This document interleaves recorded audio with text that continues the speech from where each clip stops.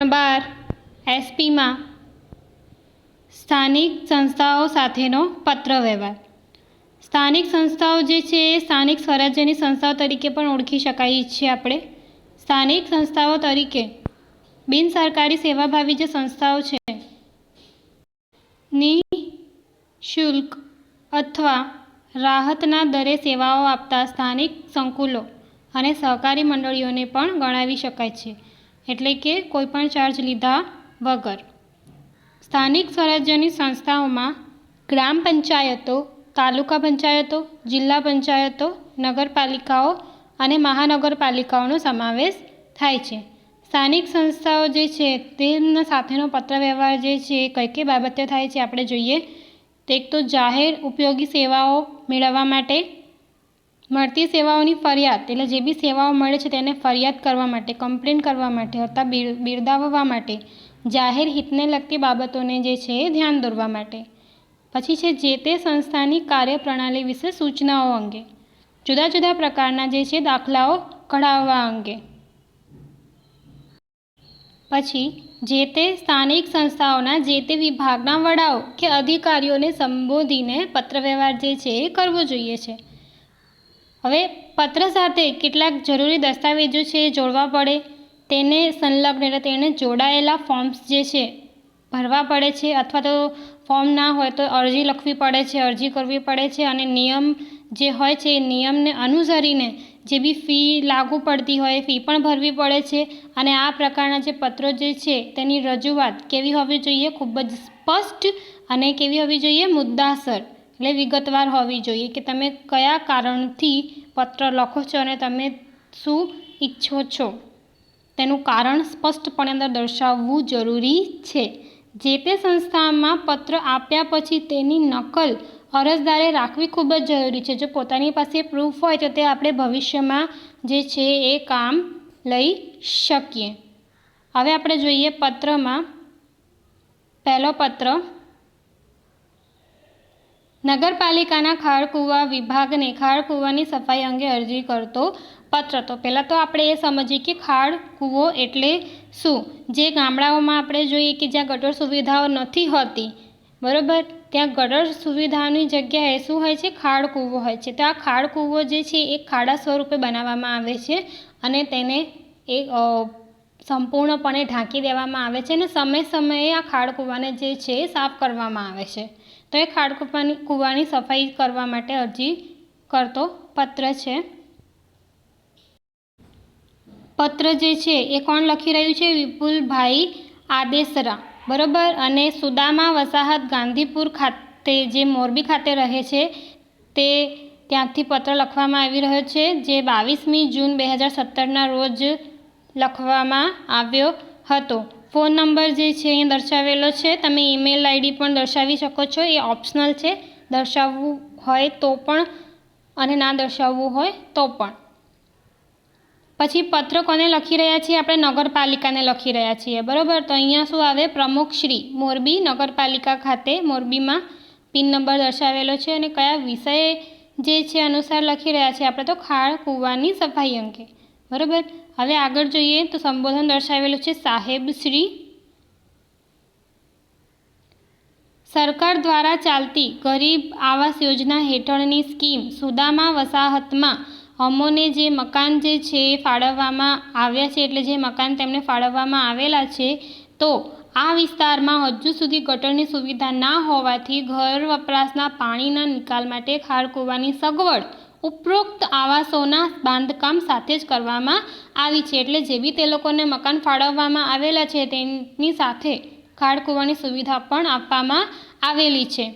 આપશ્રીનું એ તરફ ધ્યાન દોરવું જરૂરી બન્યું છે કે છેલ્લા કેટલાક સમયથી જે છે એ ખાળકૂવાના વિભાગ દ્વારા ખાળકૂવાની જે સફાઈ અમારી વસાહતમાં કરવામાં આવતી નથી, એટલે ખાળકૂવાની સફાઈ કરવામાં આવતી નથી તેની જાણ કરાવે છે. રહેઠાણ વિસ્તારમાં ખાળકૂવાની સફાઈ નિયમિત ના થવાથી ગંદકી અને રોગચાળો ઝડપથી જે છે ફેલાઈ શકે છે. સમગ્ર વિસ્તારના જાહેર આરોગ્ય ઉપર પણ વિપરીત અસર થવાની સંભાવના દેખાઈ રહી છે. એટલે જો ખાળકૂવાની સફાઈ સમય અનુસાર ના થાય તો કેટલાક અન્ય રોગચાળાઓ જે ફેલાય તેનું અહીંયા જાણ કરી રહ્યા છે. અમારી વસાહતના તમામ સભ્યો નગરપાલિકાઓ જે છે ટેક્સ નિયમિત ભરે છે, એટલે જે લાગુ પડતો ટેક્સ છે સમય અનુસાર ભરે જ રહ્યા છે તેની જાણ પણ કરે છે. ખાડ કૂવાની સફાઈ અંગે વારંવાર મૌખિક રજૂઆત કરવામાં આવતી હોવા છતાં પણ તંત્ર દ્વારા આજ સુધીમાં કોઈ જ પગલાં લેવામાં આવ્યા નથી. એટલે તેઓએ પહેલાં જે છે જાણ કરી દીધી છે, છતાં પણ હજુ સુધી પગલાં લેવાયા નથી.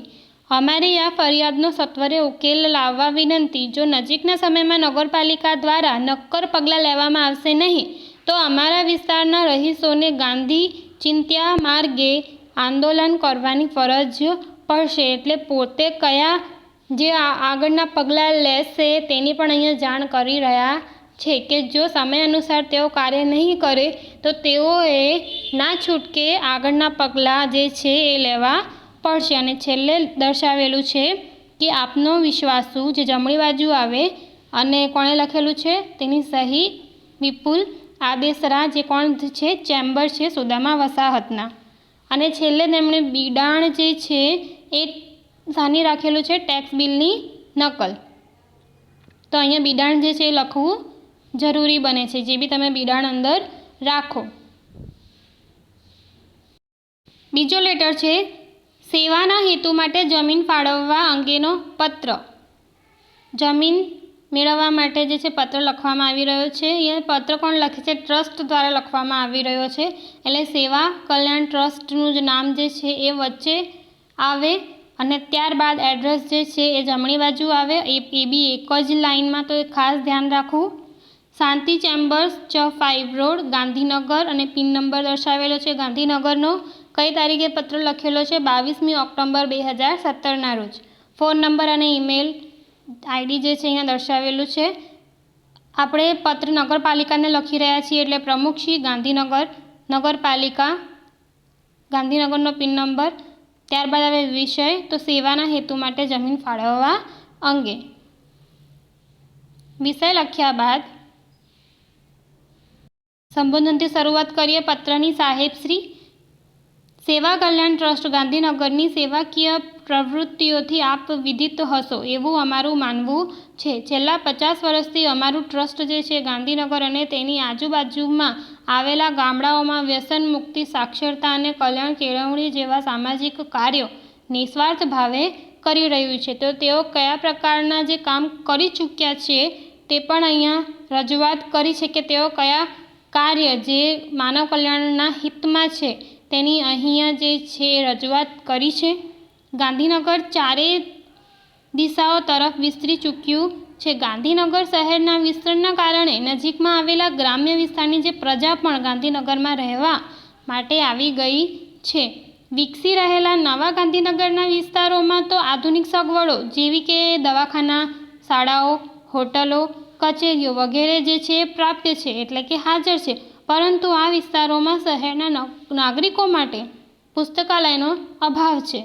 બાળકો વાંચન તરફ અભિમુખ થાય, ઉચ્ચ શિક્ષણ મેળવવા યુવાનોને અભ્યાસ માટેનું વાતાવરણ મળે અને અન્ય નાગરિકોની જે છે એ વાંચન ભૂખને સંતોષી શકાય એવા આશયથી અમારું ટ્રસ્ટ જે છે એ પુસ્તકાલય શરૂ કરવા માંગે છે. સેવાના હેતુથી બાંધવામાં આવનારા પુસ્તકાલય માટે અમારા ટ્રસ્ટને 2500 ચોરસ ફૂટ જેટલી જમીનની સરગાસણ વિસ્તારમાં જરૂરિયાત છે. સરગાસણ વિસ્તારમાં સર્વે નંબર 235માં ઉપરોક્ત માપ ધરાવતી ફાજલ જમીન, ફાજલ એટલે કે જે નકામી પડેલી જમીન હોય, ખુલ્લી જમીન હોય તે, જેમાં ખેતી કરી શકતા નથી તેવી જમીનને આપણે કહેવાય ફાજલ જમીન. જ્યાં ફળદ્રુપતા ખૂબ જ ઓછી હોય છે કે નહિવત હોય છે તેવી જમીનને ફાજલ જમીન કહેવાય છે. તેને લોક કલ્યાણના હેતુ માટે ફાળવવા આપને વિનંતી કરીએ છીએ. એટલે કે આપણે જે છે જે જમીન તેમને જોઈએ તે જમીન વિશે પણ અહીંયા દર્શાવેલું કે જે જમીન છે કેવી. સેવા કલ્યાણ ટ્રસ્ટ ગાંધીનગર તરફથી તમારા પ્રકારના દસ્તાવેજો જે પુરાવા જે છે અને જરૂરી કાયદાકીય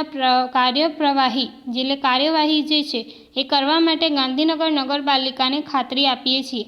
આ અંગે ઘટતું કરી હકારાત્મક પ્રતિભાવની અપેક્ષા જે છે એ રાખીએ છીએ એટલે તેઓ જે અપેક્ષા માંગી રહ્યા છે તે પણ અહીંયા દર્શાવેલું છે. અને છેલ્લે જે પત્ર લખે છે તે આપનો વિશ્વાસુ હરિભાઈ ચાવડા, જે કોણ છે, સેવા કલ્યાણ ટ્રસ્ટ વતી એટલે તરફથી લખી રહ્યા છે હરિભાઈ ચાવડા, ગાંધીનગર ખાતે. અને આની સાથે સાથે બિડાણ કયો અંદર છે દર્શાવેલા, તો ટ્રસ્ટની નોંધણીની નકલ, ટ્રસ્ટના છેલ્લા 3 વર્ષના ઓડિટ અહેવાલની નકલ, ઓડિટ એટલે કે હિસાબોને, ટ્રસ્ટનો પરિચય આપતી પુસ્તિકા. ત્રીજો પત્ર છે અહીંયા શહેરના માર્ગ જે છે જાહેર માર્ગો પર લારી ગલ્લાનું દબાણ વધવાથી પડતી મુશ્કેલીઓ અંગેનો પત્ર.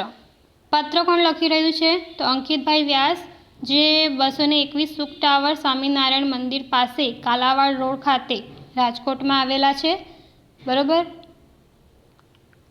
25મી નવેમ્બર 2017ના રોજ પત્ર લખવામાં આવ્યો હતો. ઈમેલ એડ્રેસ અને મોબાઈલ નંબર પણ અહીંયા દર્શાવેલું છે. તો આપણે લેટર જે છે મહાનગરપાલિકાને લખી રહ્યા છીએ, તો અહીંયા શું આવે, મ્યુનિસિપલ કમિશનર શ્રી રાજકોટ મહાનગરપાલિકા ખાતે. ત્યારબાદ આવે વિષય, જે શહેરના જાહેર માર્ગ પર લારી ગલ્લાનું દબાણ વધવાથી પડતી મુશ્કેલીઓ જે છે તે અંગે પત્ર લખવામાં આવ્યો છે. સાહેબશ્રી સંબોધન દર્શાવેલું છે. હું રાજકોટ શહેરના અતિ પ્રતિષ્ઠિત એવા કાલાવડ રોડ વિસ્તારમાં રહેવાસી છું. તે ક્યાં રહે છે તે પણ દર્શાવે છે અને તે કોણ છે તે પણ દર્શાવે છે. શહેરના એક નાગરિક તરીકે રાજકોટની જુદા જુદા ક્ષેત્રે થઈ રહેલી પ્રગતિથી આનંદ અને ગૌરવ અનુભવું છું, પરંતુ એક જાગૃત નાગરિક તરીકે રાજકોટ શહેરની કેટલીક સમસ્યાઓ અને મુશ્કેલીઓ તરફ ધ્યાન દોરવા માંગુ છું.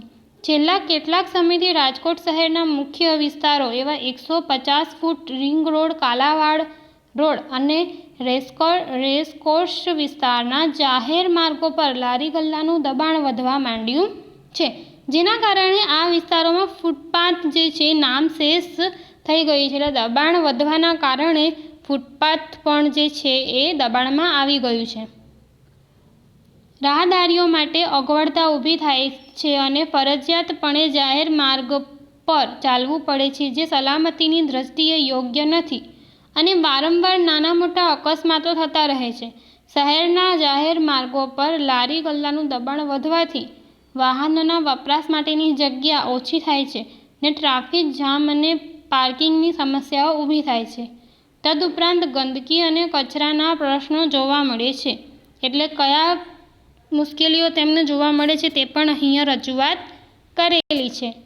અને છેલ્લે પ્રજાની સુખાકારી અને શહેરની સુંદરતા માટે શહેરના જાહેર માર્ગો પરના લારી ગલ્લાઓના દબાણને સત્વરે દૂર કરવા આપશ્રીનું ધ્યાન દોરું છું. એટલે નિવારણ માટેનું પણ અહીંયા તે દર્શાવી રહ્યા છે. અને છેલ્લે આપનો વિશ્વાસુ એબી વ્યાસ,